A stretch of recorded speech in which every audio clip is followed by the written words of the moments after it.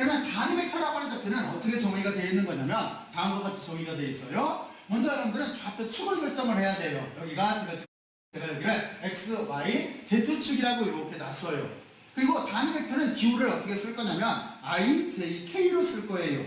근데 너 단위 벡터다라고 하는 걸 나타나기 위해서 i자 위에다, 이게 만약에 i자라고 한다면 i자 위에다가 이렇게 지붕을 만들어 줄 거예요. 또는 모자를 씌울 거예요. 그래서 여기에 i가 이렇게 있다라고 한다면 기호가 i 또는 j, k가 있다라고 한다면 여기에다가 이렇게 꺾기 표시를 해줄 거예요. 그래서 이거를 읽을 때 여러분들은 모자다 해가지고 i 위에 모자가 있어요 해서 해시라고 읽어도 돼요.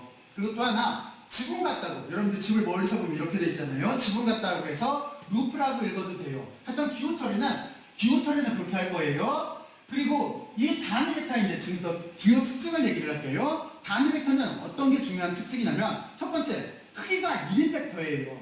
단위 벡터는 크기가 1이에요. 그리고 벡터기 때문에 방향 성분을 가져요. 방향은 어떻게 할 거냐면 x, y, z축 방향을 따라가요. 그래서 좀 전에 말했듯이 x축 방향의 단위 벡터를 i 루프 또는 i 해시라고 할 거예요. y축 방향을 j 루프, j 해시라고 할 거예요. z축 방향을 k 루프 또는 k 해시라고 읽을 거예요. 그러니까 여러분들이 편할 대로 이렇게 불러요.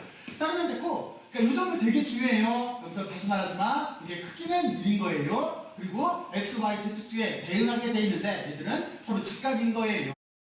자, 그러면 여러분들은 여기까지 잘 이해를 했어요. 자, 그러면 지금 여러분들이 배운 단위 벡터를 이제 여기에다가 다시 한번 도입을 해서 적용을 한번 시켜보죠. 그럼 조금만 그림이에요. 여기에 A 벡터에 이렇게 화살이 있어요. 이게 A 벡터예요. A 벡터가 있을 때 이번에는 이렇게 표현할 수가 있겠죠. A 벡터를 위쪽에서 그림자를 붙여서 그림자 벡터를 만들었어요. 근데 이 그림자 벡터를 여기도 벡터예요. 그러니까 우리는 벡터이기 때문에 크기와 방향으로 쓸 수가 있겠죠. 그러니까 이렇게 쓸 수가 있어요. 이만큼 크기가 있고, 다시 말해서 A 벡터에 X축 방향의 크기가 있고, 그리고 이쪽은 X축 방향이기 때문에 단위 벡터 A에 을 붙여줘서 크기와 방향으로 써줘도 돼요. 다시 말해서 A 벡터의 X축 방향의 그림자 벡터를 어떻게 쓸 수가 있냐면 X축 방향의 크기에다가 방향 성분을 붙여서 크기와 방향으로 표현할 수도 있어요. 그리고 Y도 마찬가지예요. Y도 지금 이쪽에서 빛이 쭉 들어가서 이쪽에 그림자 벡터가 생겼어요. 그러면 크기와 방향으로 써주면 돼요. 크기는 저 그림자의 크기일 테고, 그리고 여기 방향이라고 하는 자체는 여기가 J네요. 아까 이쪽 Y축을 J로 쓴다고 그랬잖아요. 그러니까 여기가 J 루프로 이렇게 써주면 되는 거예요. 또는 해시라고 읽어도 상관이 없어요. 여기가 J예요. 이렇게 써주게 되면은 여러분들은 X축 방향의 단위 벡터와 Y축 방향의 X축 방향의 그림자 벡터와 Y축 방향의 그림자 벡터를 크기와 방향으로 표현을 한 거예요. 그러면 이렇게 생각할 수도 있겠죠. 이제 반대로 생각을 해서 지금 성분으로 나눴는데 반대로 생각해서 두 벡터를 합쳐서 이 벡터를 표현을 할 거예요. A 벡터를 표현할 거예요. 그래서 두 벡터를 합쳐서 A 벡터를 표현을 할 거예요.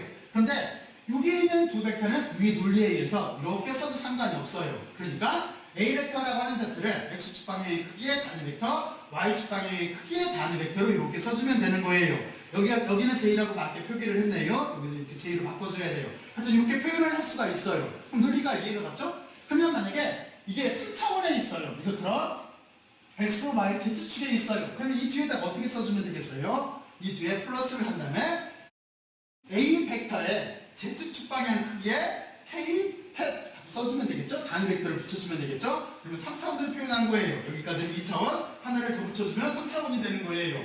자, 그러면 여러분들은 이제 벡터를 기하학적 구조에서 대수적으로 표현을 했어요. 그러면 아까 그랬잖아요. 우리는 이걸 이용을 해서 벡터를 더하고 빼고를 할 수가 있어요.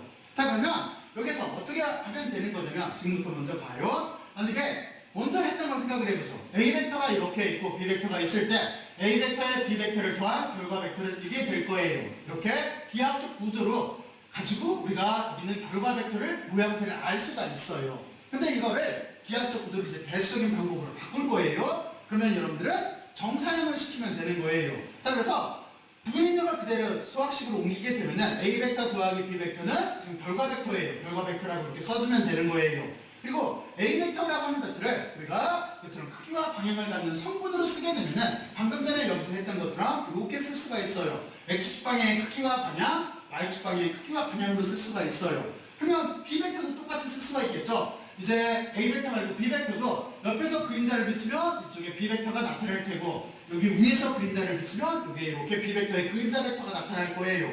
바로 그거를 똑같은 구조에 의해서 써줄 수가 있어요. 자, 그리고 이제 더하기를 해야 돼요. 더할 때는 어떻게 더해야 될까요?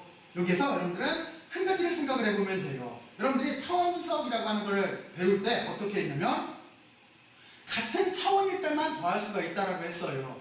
지금 좀 약간 논리적인 비약이지만 이것도 똑같아요. 어떤 설명을 하려고 하는 거냐면 여러분들 차원분석을 예를 들었을 때 이랬어요. 만약에 1초에다가 1kg을 더할 수 있는 학생이 있어요. 더할 수 없지. 또는 1kg에다가 1m를 더할 수 있는 학생이 있어요. 또는 뺄 수 있는 학생이 있어요. 뺄 수가 없죠. 바로 이것처럼 여기서는 어떻게 생각을 하면 되는 거냐면 방향이 같은 방향만 더하거나 뺄 수가 있어요. 이해되셨어요? 다시 말할게요. 여러분들이 벡터를 배수적인 방법으로 더하고 뺄 때는 단위 벡터가 같은 방향만 더하고 뺄 수가 있어요. 그럴 수밖에 없잖아. 그러니까 여러분들 어떻게 하면 되는 거냐면 프로젝션을 시켜서 A 방향의 그림자, B 방향의 그림자 같은 방향으로 된 거는 더하거나 뺄 수가 있어요. 지금도 더할 수가 있겠네. Y축 방향도 마찬가지예요. 여기에 A 벡터의 그림자, B 벡터의 그림자 이 두 개를 더하거나 빼면 되는 거예요. 그래서 여러분들은 시제트를 그 논리에서 쓰게 되면은 방향이 같은 쪽, 단위 벡터가 같은 쪽에 크기를 이렇게 더하거나 빼주면 되는 거예요. 지금은 더하기니까 더하기지만 나중에 여기가 빼기면은 빼기로 바꿔주면 되는 거예요. 자, 이렇게까지 이해갔죠? 이게 가장 벡터에서 기본적인 거예요. 자, 그러면 여기서 하나만 더 물어볼까요? 그러면 벡터라고 하는 자체는 더하거나 뺄 수만 있고 곱할 수는 없을까요?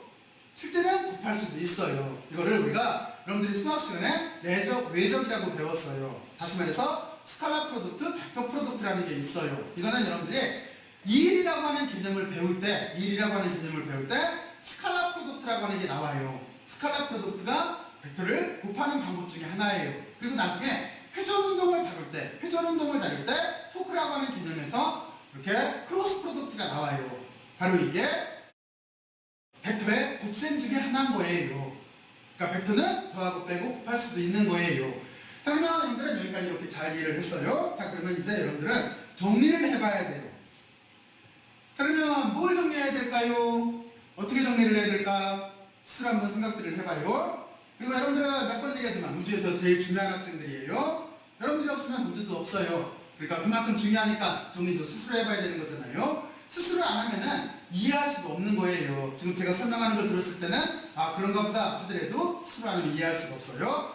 자, 그러면 핵심만 딱 얘기를 할게요. 핵심은 이거였었어요. 뭐냐면 우리가 앞으로 배워야 될 우리는 앞으로 뉴턴의 운동 방정식을 이용을 해서 물체의 운동을 기술을 할 건데 대표적인 게 F 이퀄 MA라고 하는 식이에요. 근데 여기에 보면 M이라고 하는 건 스칼라인 거고 F라고 하는 힘이나 A라고 하는 가속도는 다 벡터인 거예요. 그래서 우리는 지금 스칼라와 벡터를 이해를 한 거예요. 그리고 이 벡터를 두 가지 방법으로 해석할 수 있다라고 하는 걸 배운 거예요. 하나는 벡터를 시각화를 시켜서 다시 말해서 그림으로 그려서 벡터를 더하거나 뺄 수가 있어요. 그래서 시각화를 표현할 수가 있었잖아요. 그리고 또 하나는 성분분해와 단위 벡터를 가지고 이거를 대수적으로 처리할 수도 있는 거예요.